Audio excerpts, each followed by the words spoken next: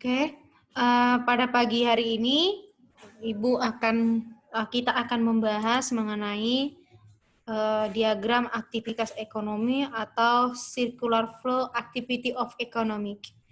Jadi sebelumnya kan di pertemuan minggu lalu harusnya Ibu mengajarkan kalian peran pelaku kegiatan ekonomi yang terdiri dari 4 pelaku kegiatan ekonomi, yaitu rumah tangga konsumen, rumah tangga produsen, rumah tangga negara, dan rumah tangga rumah tangga luar negeri gitu ya. Cuman karena malam Ibu cuti, jadi kita bahas untuk apa pada pertemuan hari ini. Jadi oke, kita mulai aja ya. Yang dimaksud dengan diagram aktivitas ekonomi yaitu bagaimana kita, nampak nggak? Nampak kan slide Ibu? Nampak. Nampak. Kita akan membahas mengenai peran ataupun diagram kegiatan ekonomi yang dilakukan oleh 4 pelaku kegiatan ekonomi. Jadi kita mulai dari indikatornya dulu. Indikator yang harus kalian capai yaitu yang pertama menganalisis model diagram interaksi antar pelaku kegiatan ekonomi atau circular flow activity of economy yang terdiri dari 2 sektor, 3 sektor, dan 4 sektor. Jadi yang 2 sektor itu adalah diagram yang sederhana. Yang kedua, menganalisis informasi dan data-data yang diperoleh dari peran pelaku ekonomi dalam kegiatan ekonomi. Oke, kita mulai yang pertama. Jadi kita mulai yang pertama itu yang dia 2 sektor. Nah, kalau dikatakan dia 2 sektor, berarti pelakunya itu terdiri dari 2. Yang pertama itu adalah rumah tangga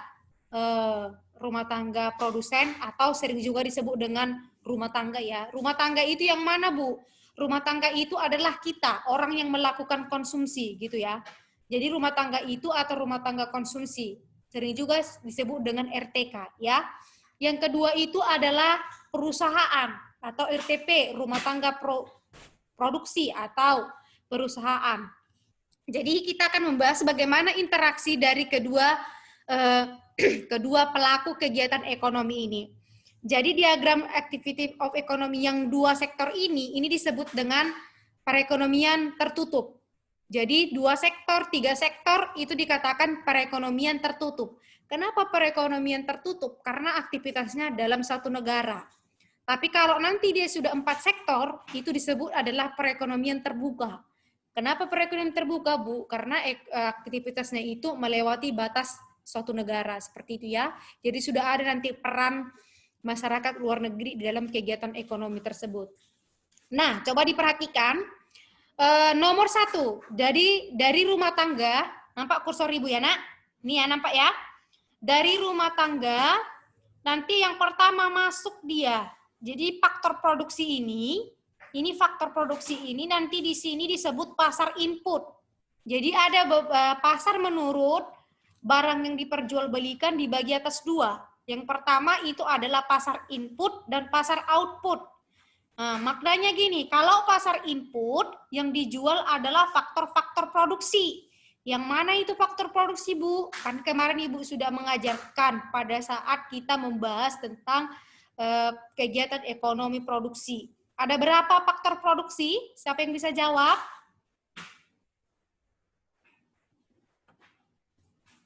Anak-anak? 4, Miss. 4. Apa aja, Mukti? Modal, tenaga kerja, itu sumber daya alam, uang, Miss, uang. Kewirausahaan, skill ya, Nak. Uang itu kan termasuk modal. Modal itu dibagi 2, ada bentuknya finansial, ada juga bentuknya investasi gitu ya. Investasi dalam bentuk barang, benda bergerak dan benda tidak bergerak ya. Nah, jadi ada 4, anak-anak, perhatikan ya, ada 4 faktor produksi yang dijual di sini. di pasar input, yaitu sumber daya alam. Jadi sumber daya alam itu kategorinya apa aja, Bu? Bisa tanah, bisa bahan baku, pokoknya bahan-bahan yang kita olah untuk menjadikan dia jadi barang gitu ya. Yang kedua tenaga kerja, yang ketiga adalah modal, yang keempat adalah skill. Skill atau kewirausahaan atau entrepreneurship gitu ya. Itu nanti dijual di pasar faktor produksi ataupun pasar input. Oke, jadi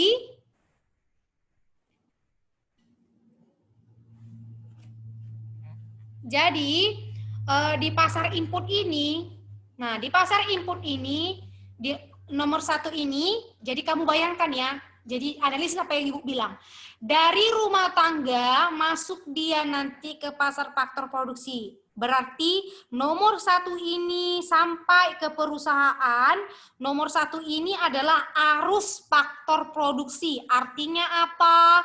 Rumah tangga itu menjual faktor produksi ke perusahaan. Berarti kesimpulannya di pasar input, rumah tangga itu berperan sebagai penjual. Dan perusahaan ini berperan sebagai pembeli. Ingat ya, di pasar input, rumah tangga konsumen itu berperan sebagai penjual dan rumah tangga produsen berperan sebagai pembeli. Sudah? Paham sampai di sini? Paham, Miss. Oke. Nomor 2. Jadi kan setelah nyampe nanti, misal rumah tangga perusahaan ini beli tenaga kerja. Diantarkanlah tadi tenaga kerja itu ke rumah tangga perusahaan. Sep. Dan rumah tangga perusahaan ngapain? Memberikan balas jasa. Masuk dia ke sini. Sep. Nomor 2 itu balas jasa. Balas jasanya apa, Bu? Kalau sumber daya alam, kan ada 4 faktor produksi. Kalau sumber daya alam, misal kita buat tanah, berarti sewa yang diperoleh rumah tangga ini dari perusahaan. Ingat ya. Nah, kalau rumah tangga perusahaan beli tenaga kerja, maka dibayarnya apa, Bu? Upah. Dah ya. Kalau rumah tangga perusahaan membelinya adalah modal, maka dapatnya apa, Bu? Mereka ini dapatnya adalah bunga. Kalau rumah tangga perusahaan nanti menyerahkan yang namanya skill, apa yang diperoleh dari kewirausahaan? Laba. Jadi ada 4 yang diperoleh di sini balas jasa ini. Yang pertama sewa, yang kedua upah, yang ketiga bunga, yang keempat adalah profit ataupun laba. Paham sampai di situ, Nak? Paham, Miss. Paham. Si Mukti Salim aja yang paham. Yang lain enggak? Paham, Miss. Paham. Ada berapa nya partisipannya ini? Macamnya 20 lumayan. Oh iya ya, paham ya Nak ya? Kalau nggak paham, bilang nggak paham ya. Oke, selanjutnya kita lihat dari arus yang ketiga. Arus yang ketiga itu, arus yang keempat, masuk Ibu. Salah nomor ini harusnya. Harusnya ini nomor 3, ini nomor 4 ya, terbalik ya Nak. Oke, lihat tanda panahnya. Dari rumah tangga perusahaan, ini harusnya nomor 3 ya Nak, maaf. Nomor 3 ini terbalik ini. Sirkularnya. Ini nomor 3, dari perusahaan masuk dia ke sini. Nah, di sini dia anak-anak, disebutlah yang di sini ini pasar output. Jadi pasar output itu pasar yang menjual barang-barang jadi. Barang-barang jadi, contohnya apa? Ya pakaian yang kalian pakai itu barang jadi. Atau misalnya tempat minum, laptop itu semua barang jadi. Yang langsung kita gunakan disebut barang jadi. Jadi ini arusnya dari perusahaan masuk dia ke sini. Ini nanti arus barang dan jasa. Maka disebut di sini barang dan jasa. Arus barang dan jasa, berarti artinya apa? Perusahaan menjual barangnya ke rumah tangga konsumen atau rumah tangga konsumen membeli barangnya dari perusahaan. Nah, yang keempat, ini terbalik tadi bilangnya, ini masuk ke sini, apa yang diperoleh? Yaitu pendapatan ataupun uang. Setelah tadi diminta barangnya itu, maka diserahkanlah dari sini ke sini. Uangnya kemana, Bu? Ke rumah tangga perusahaan. Paham sampai di sini anak-anak? Paham? Paham, Miss. Ya, jadi dalam aktivitas ini, dua sektor ini atau perekonomian tertutup atau perekonomian sederhana ini, pelakunya hanya rumah tangga konsumen ini tambah dengan rumah tangga perusahaan ini. Oke, jadi aktivitas mereka ngapain? Kalau di pasar input, jual beli faktor produksi, yang mana rumah tangga konsumen berperan sebagai penjual dan rumah tangga perusahaan berperan sebagai pembeli. Kemudian di sini di pasar output, yang mana rumah tangga perusahaan berperan sebagai penjual dan rumah tangga konsumen berperan sebagai pembeli. Paham ya, Nak? Paham? Biar kita lanjut.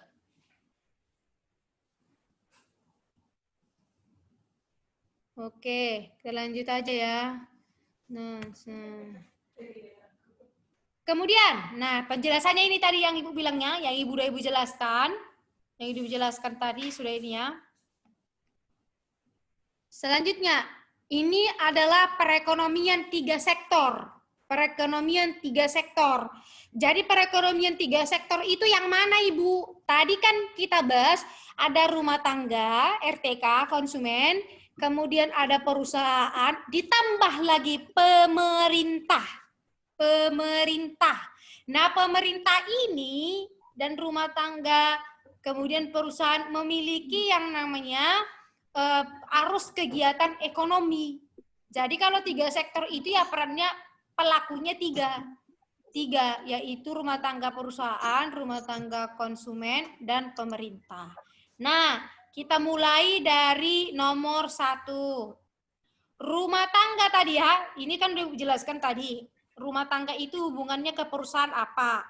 Perusahaan balasnya apa? Ini ya. Rumah tangga itu nanti ke perusahaan ini ya. Apa balas jasanya ini ya? Uang. Nah, yang Ibu jelaskan di sektor ketiga ini adalah hubungan dari ketiga mereka ini. Perusahaan, pemerintah, dan rumah tangga konsumen. Lihat yang nomor 4. Ya. Perusahaan itu membayar apa, Bu, ke pemerintah? Perusahaan itu membayar pajak, barang, dan jasa pelayanan ke pemerintah. Nah, perusahaan membayar pajak ke pemerintah juga. Terus nanti perusahaan juga menyalurkan barang ke pemerintah. Dalam arti apa?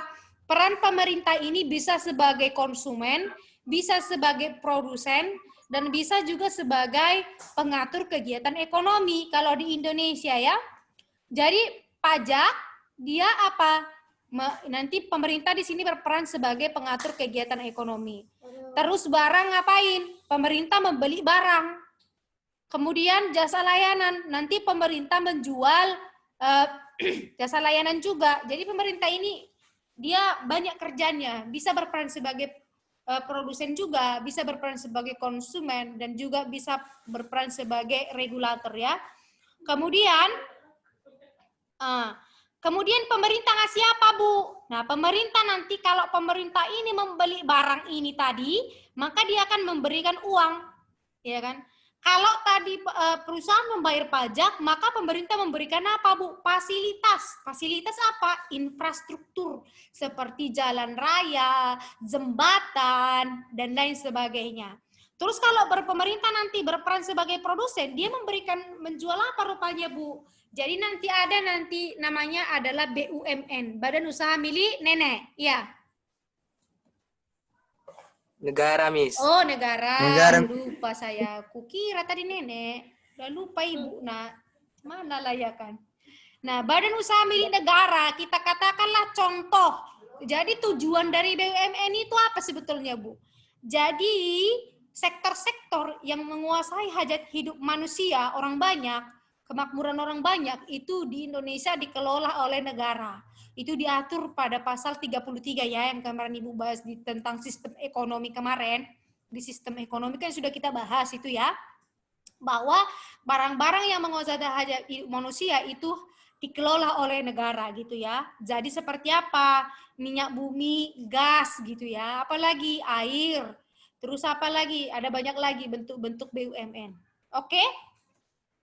Nanti dia memberikan apa? Jasa pelayanan juga ke masyarakat gitu ya. Ke perusahaan.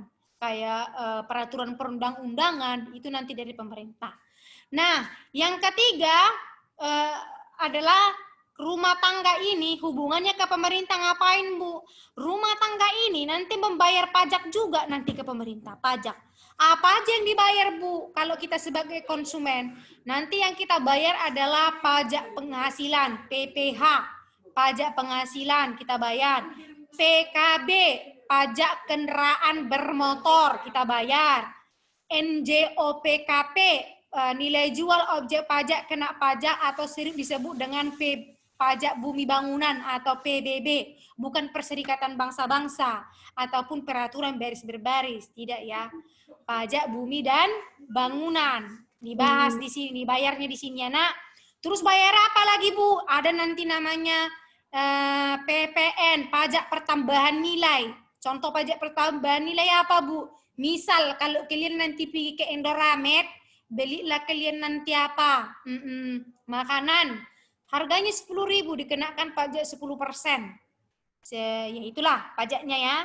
10% itu masuk ke negara lah itu. Kau yang bayar. Itu namanya pajak tidak langsung. Karena dikenakan kepada pihak ketiga ya. Terus apa lagi, Bu, mau kami bayar? Kalau kamu menandatangani surat materai.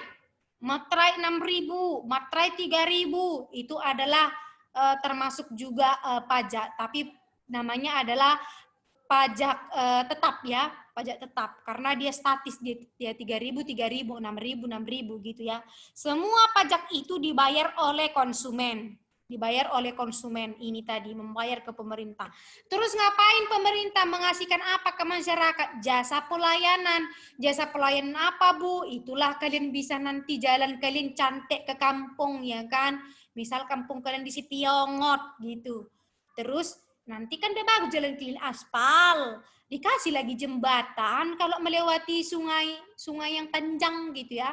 Terus apa lagi dikasih, Bu? Ya, banyak lagi fasilitas-fasilitas lain. Contohnya puskesmas. Nah, itu semua dari pajak. Karena pajak itu adalah iuran wajib. Iuran wajib warga negara terhadap pemerintah. Tetapi balas jasanya tidak langsung. Jadi tidak langsung gimana? Kamu bayar pajak, tapi bukan langsung kamu terima balas jasanya. Digunakan ke barang apa gitu. Jadi digunakan bersama oleh masyarakatnya. Oke, sampai di sini paham? Paham, Miss. Paham, ya. Miss. Dua aja yang paham ini ya. Aku tanya dulu satu-satu ini. Macam nggak nampak aja orang. Paham, Miss. Nah, si Pajar paham? Oh, Pajar. Paham, Miss. Oh iya. Kemudian si Rahil paham? Paham, Miss. Oh iya, paham. Hoirudisa Lubis paham? Paham, Miss. Paham ya, berarti paham-pahamnya kalian semua. Yunitania Cahya paham? Yunianti, ku ingat. Paham? Yuni. Bah, nggak ada sejaringannya kurasa ya. Nah, itu kalau dia 3 sektor ya, 3 sektor ataupun kegiatan perekonomian tertutup. Jadi perekonomian tertutup itu ada 2 ya, 2 sektor dan 3 sektor. 2 sektor dan 3 sektor, salah jarinya. Oke, penjelasannya, lah, ini nggak bisa ini. Ini ya penjelasannya, nanti kalau kalian buka psikologi, Ibu masukkan ini untuk kalian baca kembali ya, tapi udah jelaskan tadi. Oke, sekarang kita masuk ke perekonomian.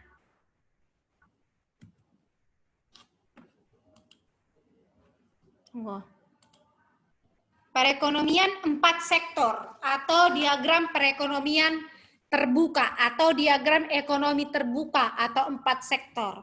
Kenapa dikatakan terbuka? Sebelumnya Ibu udah jelaskan bahwa perekonomian 4 sektor itu dikatakan terbuka karena sudah melewati batas negara tersebut dalam kegiatan ekonomi. Dalam hal kegiatan ekonomi ya. Jadi sudah ada 4 pelakunya. Yang mana itu Bu? Yang pertama adalah rumah tangga konsumen. Yang kedua adalah rumah tangga pemerintah. Yang ketiga adalah rumah tangga perusahaan. Yang keempat adalah masyarakat luar negeri atau luar negeri. Jadi kalau di kelas 2 itu disebutlah itu perdagangan internasional. Perdagangan internasional atau kalau di perekonomiannya, tapi ada juga nanti kerjasama internasional, beda itu ya nak. Kalau di ekonomi disebut perdagangan internasional. Ibu kira kalian sudah belajar itu di kelas 3 SMP ya, mengenai perdagangan internasional. Kalau ingat, tentang ekspor dan impor, tentang devisa. Ingat nggak kelas 3 SMP? Ingat? Ingat, Miss. Ingat Ingat, ya? Miss.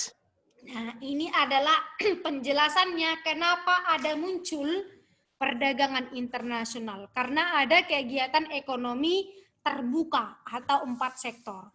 Jadi kita mau lihat hubungan dari keempat-empatnya ini. Jadi bagaimana hubungan rumah tangga ke luar negeri, bagaimana hubungan pemerintah ke luar negeri, bagaimana hubungan perusahaan ke luar negeri. Kalau tadi hubungan perusahaan ke pemerintah, rumah tangga ke pemerintah, perusahaan ke rumah tangga ke perusahaan, udah tadi kita bahas. Yaitu di mana? 2 sektor dan 3 sektor. Sekarang kita akan bahas yang 4 sektor. Nah, kalau kalian perhatikan hubungan ketiga-tiganya semuanya ini pasti berhubungan dengan ekspor, berhubungan dengan impor, berhubungan dengan ekspor, berhubungan dengan impor. Oke, kita bahas. Perhatikan. Jadi kan hubungan daripada ini kan arus dari rumah tangga, ini kan pasar faktor produksi anaknya. Kita lihat arusnya ini masuk nanti dia ke rumah tangga luar negeri, dikatakanlah dia ekspor. Ingat, ekspor mengirim barang dari dalam negeri ke luar negeri. Artinya apa? Kita menjual barang ke luar negeri. Berarti siapa yang memperoleh keuntungan di sini? Penjual. Miss. Ya, kita ya sebagai penjual ya. Habis itu, ini kan harusnya ya. Jadi kalau di pasar faktor produksi itu siapa yang berperan sebagai penjual? Nah, tadi Ibu bahas. Konsumen, Miss. Iya, konsumen kan. Berarti apa yang dikirim, Bu? Berarti 4 itu tadi yang dikirimnya. Apa? Sumber daya alam, tenaga kerja, habis itu modal, habis itu skill. Makanya disebutlah dia ekspor apa ini? Ekspor faktor produk. Si. Iya, si doang. Nyebut si-nya payah ya. Nah, ekspor, jadi yang Ibu tarik garisnya ini tadi adalah ekspor faktor produksi ke luar negeri. Kalau kita masukkan, kalau kita ekspor, otomatis kita pasti dapat balas jasa, betul nggak sih? Betul ya? Nah, kita memberi luar negeri ngapain Bu? Memberikan ini uang.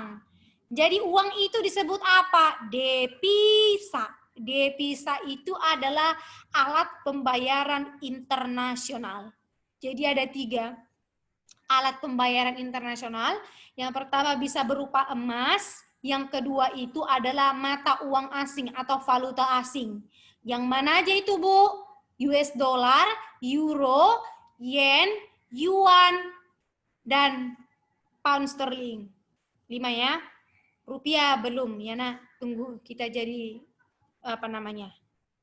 adidaya di bidang perekonomian baru bisa ya. Kemudian ini namanya adalah arus balas jasa devisa.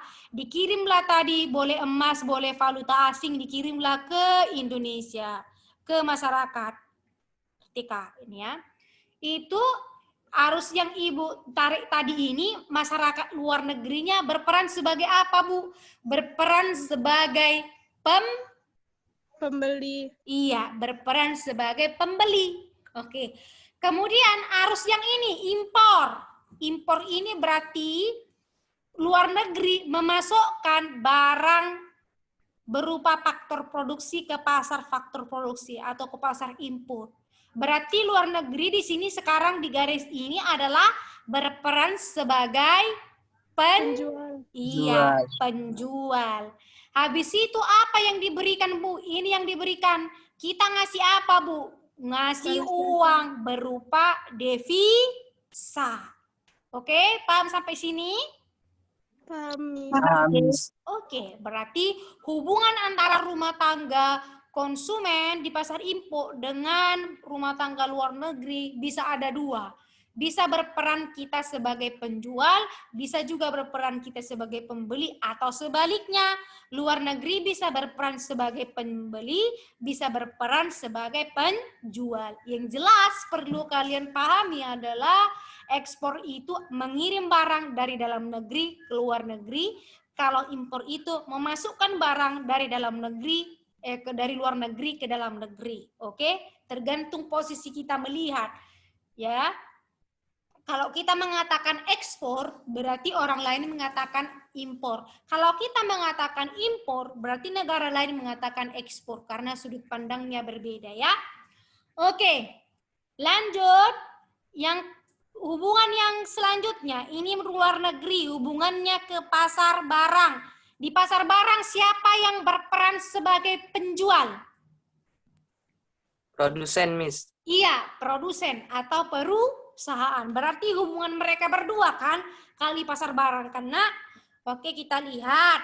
Nah, kalau dari rumah tangga produsen, masuklah dia barang ini tadi. Setep. Nah, namanya ini adalah ekspor barang. Kenapa ekspor barang, Bu? Karena kita yang memasukkan barang ke luar negeri. Oke? Paham sampai situ, Bu? Nah, kalau sudah dimasukkan barangnya tadi, Nak, maka kita perlu membayarnya. Inilah arus pembayarannya. Berupa apa? Devisa ataupun uang internasional atau alat pembayaran internasional. Tuh ya. Kemudian di sini rumah tangga luar negeri berperan sebagai apa, Nak? Pembeli. Iya, pembeli. Tapi yang dibeli apa? Barang, Miss. Barang jadi ya. Kalau yang di atas tadi yang dibeli adalah faktor produksi. Oke, selanjutnya arus yang ini kan harus masuk ke sini, berarti impor. Masyarakat luar negeri itu ataupun luar negeri itu memasukkan barang ke pasar output atau pasar barang. Berarti dia impor ya. Nah, jadi habis itu apa balas jasanya? Berupa uang ataupun devisa ke masyarakat luar negeri. Dalam hal ini, luar negeri berperan sebagai apa, Nak? Penjual, Miss. Iya, penjual ya. Oke, sampai di situ paham? Paham, Miss. Oke. Nah, hubungan pemerintah nanti dengan masyarakat luar negeri apa, Bu? Nanti itu pemerintah hanya sebatas fasilitas ya, pemberian fasilitas. Nanti luar negeri ini juga membayar pajak, bea cukai namanya ya, bea cukai. Oke, sampai di sini paham? Paham, Miss. Ada pertanyaan? Any question? No smoking. Ini ya penjelasannya nanti kalau mau dilihat di psikologi ya. Nggak ada pertanyaan?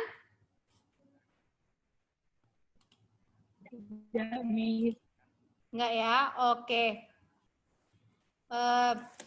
Ibu kira sampai di sini pertemuan kita hari ini. Jika ada kata-kata yang salah, mohon maaf ya anak-anaknya. Silakan dilihat nanti di psikologi lagi penjelasan tentang diagram aktivitas ekonomi. Jadi Ibu ulangi lagi ya sebagai review kembali. Aktivitas ekonomi itu ada dua sektor, yang mana perannya apa? Rumah tangga konsumen dan rumah tangga produsen.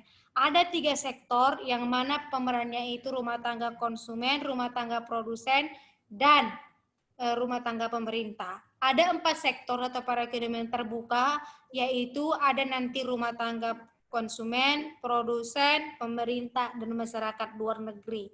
Kalian analisis nanti, lihat. Saya rasa ini bisa kalian buka juga di internet, yang di internet juga banyak penjelasan tentang diagram aktivitas of ekonomi ini ya. Oke, sampai di sini pertemuan kita Ibu akhiri. Assalamualaikum warahmatullahi wabarakatuh. Waalaikumsalam Waalaikumsalam warahmatullahi wabarakatuh. Waalaikumsalam warahmatullahi wabarakatuh. Oke, silakan Livna, udah bisa.